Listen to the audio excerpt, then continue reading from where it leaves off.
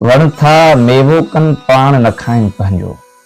त वण जेको आहे उहो ॿियनि जे लाइ मेवो ऐं फल समूरो तयारु करे थो, पर पाण उन मां फ़ाइदो हासिल नथो करे।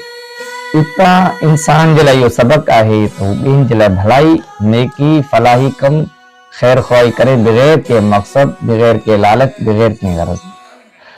पाणू जिन जूं पाताल में से पाक पाणी पीअनि। जेतिरो वण मथे आहे ओतिरो वरी हेठि जो पहाड़ू आहिनि उहो पाणी साफ़ शफ़ाफ़ पी करे मथे समरो ॾियनि था।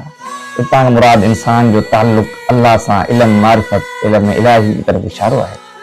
ठिकर, भितर, छापड़ू, धुआं लख सां समरदार जेको वण आहे उनखे जेको पींदो खड़ो हणंदो, पत्थर हणंदो, धूड़ा हणंदो, ताकि उनजो समरो किरे, उनजो मेवो किरे, उहा खायां। फिरो पा फिरन नियत